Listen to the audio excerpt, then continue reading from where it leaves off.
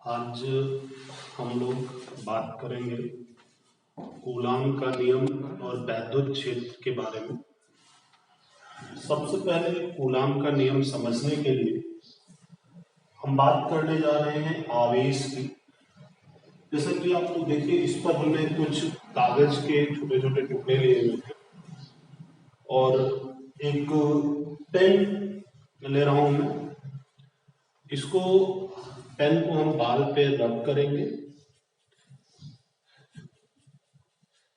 और देखेंगे कुछ टुकड़े चिपक जा रहे हैं और देखिएगा उसके बाद कुछ टुकड़े गिर भी जाते हैं। तो इसका मतलब क्या हुआ कि जब हमने इसके ऊपर रब किया पेन को, तो इस पर कुछ एक ऐसी घटना हुई, इस पेन पर कुछ ऐसी विशेष बात हुई जिससे ये छोटे टुकड़े जो कागज के थे, क्योंकि इस पर भार तो mg नीचे की तरफ काम कर रहा था, लेकिन जब हमने पेन इसके नजदीक लाया तो ये ऊपर की तरफ अट्रैक्ट, यानी कि इन पर एक बल ऊपर की तरफ काम करने लगा। ये बल क्यों आया, इसको समझना है। तो इसका कारण हुआ क्या, इस पर रगड़ने से ऐसा कुछ हुआ जिसके कारण इस पर एक नेट बल ऊपर की तरफ काम किया। ये नेट बल, जबकि अगर हम बात करें तो पहले इस पर mg नीचे की तरफ काम कर रहा था, मींस इसका मतलब ये होगा F net equal to F dash minus mg या F डैश प्लस mg। तो F डैश बराबर F नेट, इस पर अगर हम इस कहते हैं कि एक बल लगने लगा ऊपर की तरफ F डैश, तो हम लिखेंगे F dash minus mg। F dash बराबर F नेट प्लस mg, यानी कि इसके भार से ज्यादा बल ऊपर की तरफ काम किया और जिसके कारण ये ऊपर गया। इसी बल को वैद्युत बल कहा, क्योंकि ये जो बल हुआ इसी बल का नाम कह दिया गया कि वैद्युत बल। यहां पर एक चीज और इंपॉर्टेंट है कि जो कागज के टुकड़े थे, जब इससे ये अटैच हुए उसके बाद ये नीचे गिरा। कुछ टुकड़े आपने देखे होंगे कि ये नीचे चले गए। इसका मतलब ये हुआ कि ये जो बल था, चिपकने के बाद में ऊपर की तरफ वाला बल जरूर खत्म हुआ होगा, जिसकी वजह से नीचे की तरफ का बल mg बड़ा हो गया और ये टुकड़े नीचे आए। दूसरी चीज यहां ये ध्यान देने की है, अर्थात अगर हम बात करें वैद्युत बल की, तो वैद्युत बल यहां पर इस पेन के द्वारा इन कागज के टुकड़ों पर लगाया जा रहा है। यही बल इस समय यहां पर खत्म हो गए, ये टुकड़े बहुत तेजी से दूर की तरफ छटकते हैं। इसका क्या कारण है, इस पर आगे हम बात करेंगे। तो सबसे पहले अगर हम बात करें वैद्युत आवेश की, तो वैद्युत आवेश किसी वस्तु का वह गुण है जिसके द्वारा वैद्युत तथा चुंबकीय प्रभावों का अनुभव होता है। वैद्युत आवेश वास्तव में दो प्रकार का होता है, क्योंकि आपने देखा होगा यहां पर बल दो प्रकार का लगा, एक आकर्षण बल लगता है और एक प्रतिकर्षण बल लगता है। जब हम इसी घटना को बड़े स्तर पर करते हैं तो हम ये देखते हैं कि अगर हम इन दो पेन को एक साथ लाएं तो ये नजदीक लाने पर प्रतिकर्षित होते हैं। और जबकि आपने देखा था कि कागज के टुकड़े क्या हो रहे थे, आकर्षित हो रहे थे। तो आवेश भी दो प्रकार के होते हैं, एक तो समान आवेश और एक विपरीत आवेश। इसके लिए, इनके नामकरण के लिए बेंजामिन फ्रैंकलिन ने एक थ्योरी दी। उसके अनुसार जब हम कांच को रेशम से रगड़ते हैं तो कांच पर जो आवेश आता है उसको धन आवेश, और जो रेशम पर आवेश आता है उसको ऋण आवेश कहा जाता है। अब जो आवेश इस कांच की छड़ के समीप लाने पर आकर्षित होंगे उनको हम ऋण आवेश का नाम दे देते हैं, और जो प्रतिकर्षित होंगे उनको हम धन आवेश का नाम दे देते हैं। अब बात आती है जो आवेश है, क्या इसके साथ द्रव्यमान जाता है? तो आवेश, इसको समझने के लिए हमें यह समझना होगा कि आवेश आता क्यों। इसको, इस घटना को समझने के लिए हम बात करते हैं एक मूल आवेश की। मूल आवेश ऐसा आवेश होता है जो कि सूक्ष्मतम आवेश है, परंतु जिसको कि हम स्मॉल ई से रिप्रेजेंट करते हैं। वास्तव में इसका मान 1.6 गुणे 10⁻⁻⁻⁰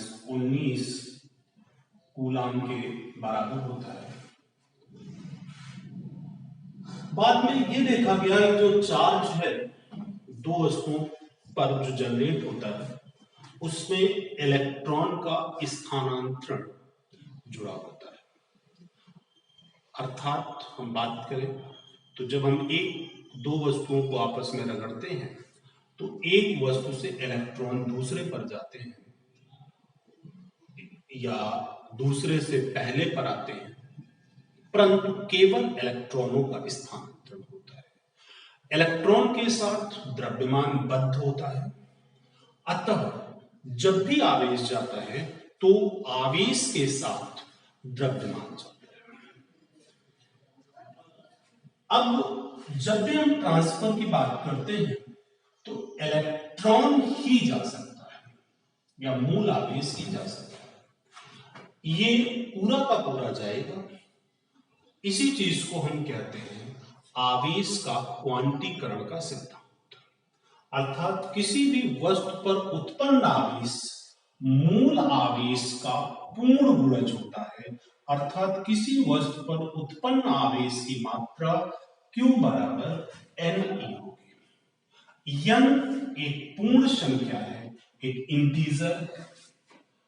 यहां पर ध्यान ये दीजिएगा, जिस वस्तु से इलेक्ट्रॉन निकलकर दूसरे पर जाएंगे वो धनात्मक हो जाएगा और जिसमें आएंगे वो ऋणात्मक हो जाएगा, उस पर नेगेटिव चार्ज आ जाएगा। तो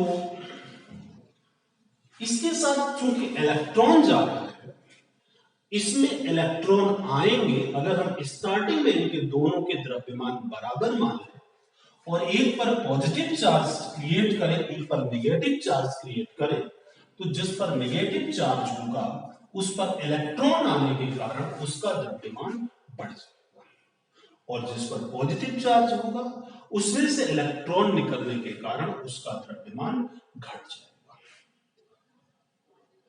यहां पर एक चीज और देखिएगा, जो आवेश जनरेट होता है वो इलेक्ट्रॉन के ट्रांसफर के द्वारा हो रहा है। अर्थात हम ये कह सकते हैं कि आवेश को ना तो उत्पन्न किया जा सकता है और ना नष्ट किया जा सकता है, केवल एक वस्तु से दूसरे पर स्थानांतरित किया जा सकता है। इसे आवेश संरक्षण का सिद्धांत कहते हैं। तो इतने से हमने ये प्रयास आपको किया कि वैद्युत आवेश क्या होता है। अब हम बात करेंगे कूलाम के नियम की। कूलाम का नियम जो है ये दो वर्ड्स इसके लिए बहुत इंपॉर्टेंट हैं और उसमें पहला वर्ड है बिंदु आवेश। ध्यान रखिएगा, ये नियम केवल बिंदु आवेश का है। बाकी आगे हम इसको जनरलाइज करते हैं, कैसे करेंगे वो देखेंगे। ये नियम ये कहता है कि किन्हीं दो बिंदु आवेशों के बीच लगने वाला वैद्युत बल उन आवेशों की मात्राओं के गुणनफल के समानुपाती तथा उनके बीच की दूरी के वर्ग के व्युत्क्रमानुपाती होता है। हमने दो बिंदु आवेश लिए हुए हैं Q1 और Q2, एक दूसरे से r दूरी पर है। यहां से हमने लिख दिया है कूलाम के नियम से कि F proportional to Q1 into Q2, F proportional to 1/r। अगर इनको हम मिलाते हैं, इस इक्वेशन 1 और 2 को अगर हम मिला दें तो हम कह सकते हैं F equal to 1/4 pi epsilon naught K Q1 Q2 by r। ये 1/4 पाई एप्सिलॉन नॉट K एक कांस्टेंट है, जहां पर एप्सिलॉन नॉट को निर्वात की वैद्युतशीलता और K को माध्यम का परावैद्युतांक कहते हैं। इसकी जगह पर हम एप्सिलॉन नॉट K की जगह पर हम एप्सिलॉन का यूज कर सकते हैं, जिसको हम निरपेक्ष वैद्युतशीलता कहते हैं। निरपेक्ष वैद्युतशीलता। अब अगर हम यहां से K को डिफाइन करना चाहें तो K बराबर होगा एप्सिलॉन बाई एप्सिलॉन नॉट। ध्यान रखिएगा, निर्वात के लिए K का मान 1 होता है और अन्य किसी माध्यम के लिए K का मान 1 से बड़ा होता है और धातुओं के लिए K का मान अनंत होता है। अब हम बात करें, अगर कूलाम क्यों मैंने जोड़ा था कि बिंदु आवेश के लिए। आपने एक्सपेरिमेंट जो मैंने किया था, आपको अगर याद है, वीडियो मैंने बताया आपको कि पेन लिया था, हमने कागज के टुकड़े लिए थे, इसमें से हमने पेन को रगड़ा था, यानी कि पेन पर चार्ज आया था, कागज के ऊपर चार्ज नहीं था। यानी कि अगर हम बात कर ले, इस पर हम मान लें कि हमारा एक पॉजिटिव चार्ज इसके ऊपर आया था,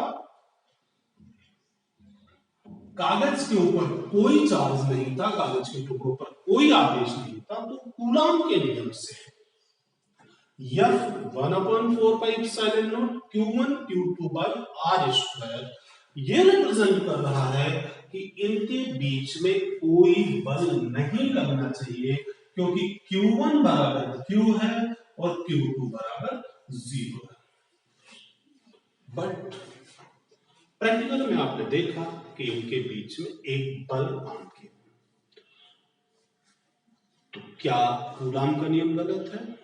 नहीं, कूलाम का नियम गलत नहीं है, बल्कि ये बिंदु आवेश के लिए है। तो इसमें होता क्या है वास्तव में, जब हम किसी अनावेशित वस्तु के समीप कोई आवेशित वस्तु लाते हैं तो प्रेरण के द्वारा इसके ऊपर नेगेटिव चार्ज, पॉजिटिव के समीप नेगेटिव और पॉजिटिव से दूर पॉजिटिव चार्ज इंड्यूस्ड हो जाता है, प्रेरित हो जाता है। फलस्वरूप पॉजिटिव और नेगेटिव के बीच में अट्रैक्शन और पॉजिटिव के बीच में रिपल्सन लगता है। नेट फोर्स इन दोनों का रिजल्टेंट होता है FA माइनस FR। चूंकि अट्रैक्शन फोर्स बड़ा होगा क्योंकि ये दूरी कम है, अतः नेट अट्रैक्शन होगा।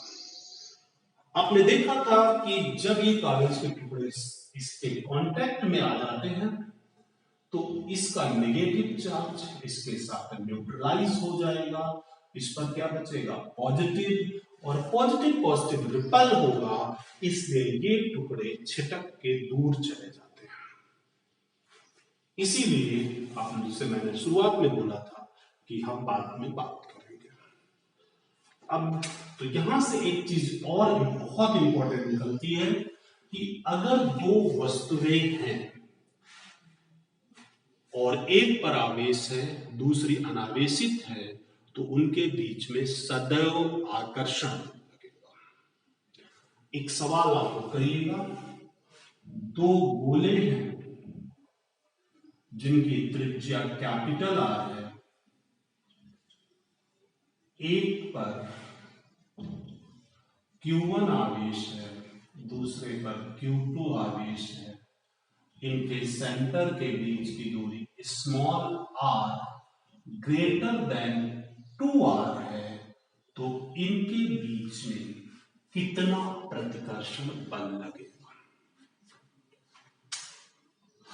इस के बाद हम बात करने जा रहे हैं वैद्युत क्षेत्र की। वैद्युत क्षेत्र वास्तव में आवेश की चारों ओर वह क्षेत्र होता है जिसमें कोई अन्य आवेश लाने पर उस पर एक वैद्युत बल का अनुभव होता है। इसके लिए सामान्यतः हम एक टेस्टिंग चार्ज की बात करते हैं, और जिसे कि हम Q0 से, ये टेस्टिंग चार्ज ऑलवेज पॉजिटिव लिया जाता है और इसको जितना छोटा हो सकता है उतना छोटा लेने का प्रयास करते हैं। तो वैद्युत क्षेत्र वह क्षेत्र है जिसके चारों ओर कोई परीक्षण आवेश लाने पर वैद्युत बल का अनुभव हो। अब वैद्युत बल का, जब ये वैद्युत क्षेत्र की बात आ जाती है तो हम इसमें वैद्युत क्षेत्र की तीव्रता की बात करते हैं। तीव्रता, वास्तविकता में ये तीव्रता एक बिंदु की प्रॉपर्टी होती है। वैद्युत क्षेत्र के अंदर एक बिंदु का गुण होता है।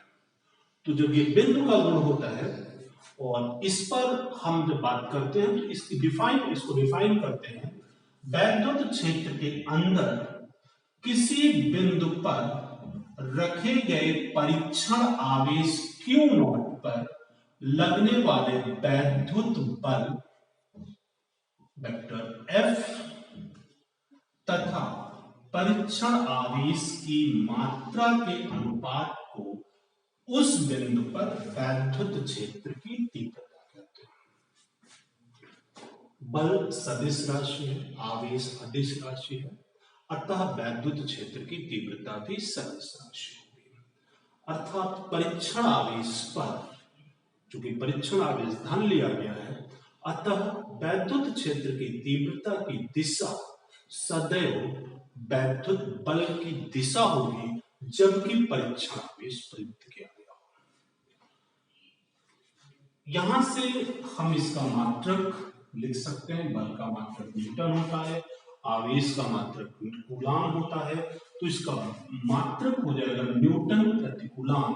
और डिमी सूत्र अगर हम लिखना चाहें तो डिमी सूत्र हम लिख सकते हैं, बल का डिमी सूत्र mL/T-2, कूलाम का AT, तो इसका डिमी सूत्र हो जाएगा mL/T-3A-1।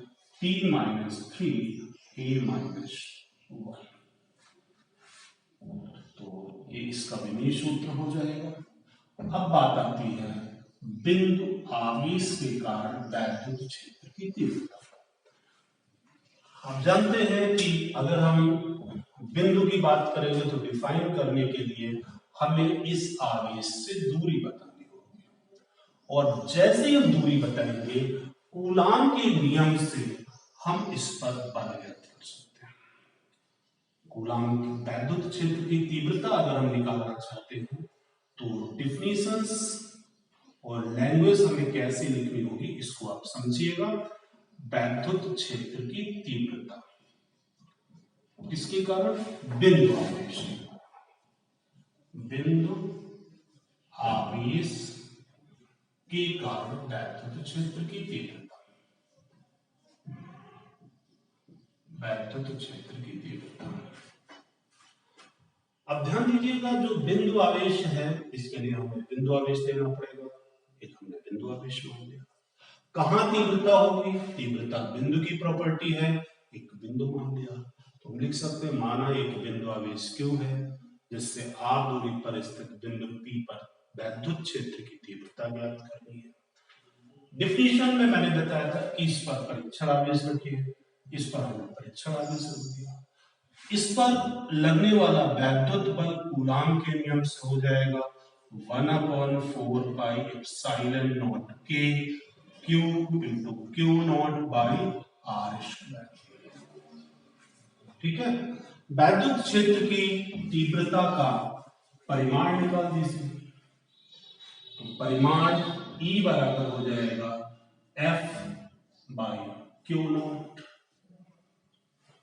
परिमाण हो जाएगा F by Q not. F की वैल्यू रख दीजिए 1/4 पाई एप्सिलॉन नॉट के Q not by R square by Q not से Q नॉट कैंसिल हो जाएगा। E बराबर 1/4 पाई एप्सिलॉन नॉट के Q बाई R स्क्वायर। अब थोड़ा सा यहां पर इस फॉर्मूले को आपको समझना है। अगर आप देखें इसमें दो चीजें आ रही हैं, Q R। ध्यान दीजिएगा Q क्या है। चूंकि हम परिमाण निकाल रहे होते हैं तो हमेशा Q का मान बिना चिन्ह का रखा जाएगा, चाहे ये पॉजिटिव हो चाहे नेगेटिव हो, ये हमेशा केवल Q का परिमाण रखा जाएगा। R आवेश को बिंदु से मिलाने वाली जो रेखा होगी उसके बीच की आपको दूरी जो भी होगी, स्ट्रेट लाइन आवेश को आप सीधे मिला लीजिए, जो भी आपको डिस्टेंस मिले वो। अब अगर हम यहाँ पे धन आवेश की बात कर रहे हैं, तो अगर ये पॉजिटिव चार्ज, दिशा की बात कर लेते हैं, अगर ये पॉजिटिव चार्ज है तो दिशा आवेश से बिंदु की होगी, चाहे हम ऐसे बना दें और चाहे इस तरीके से। अगर नेगेटिव चार्ज है तो बल आकर्षण का लगेगा, इसलिए दिशा बिंदु से आवेश की होगी। ठीक है। अब अगर कोई ऐसा सिस्टम है कि जहां पर दो या दो से अधिक आवेश के कारण किसी बिंदु पर तीव्रता निकालनी है, तो हमें क्या करना होगा, सबके कारण उस बिंदु पर वैद्युत क्षेत्र की तीव्रता ज्ञात करेंगे और हम सब आवेशों के कारण उस बिंदु पर तीव्रता ज्ञात करके, जैसे Q1 है मान लीजिए, Q2 है, Q3 है, हम यहां पे ज्ञात करना चाहते हैं P पर।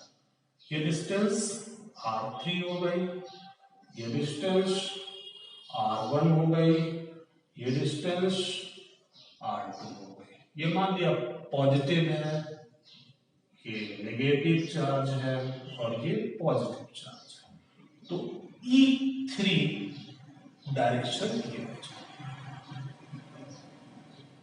ठीक है, E2 की डायरेक्शन ये हो जाएगी और E1 की डायरेक्शन ये हो जाएगी। क्योंकि ये नेगेटिव चार्ज है तो तीव्रता। अब हमको क्या करना होगा, नेट कैसे निकालेंगे, इन सभी का वेक्टर एडिशन करेंगे। Vector E1 plus vector E2 plus vector E3। अगर हमारे पास दो क्षेत्र होंगे तो हम समांतर चतुर्भुज नियम प्रयोग कर सकते हैं, और अगर तीन या तीन से अधिक हो या दो भी हो तो हम वियोजित करके भी ज्ञात कर सकते हैं। ओके।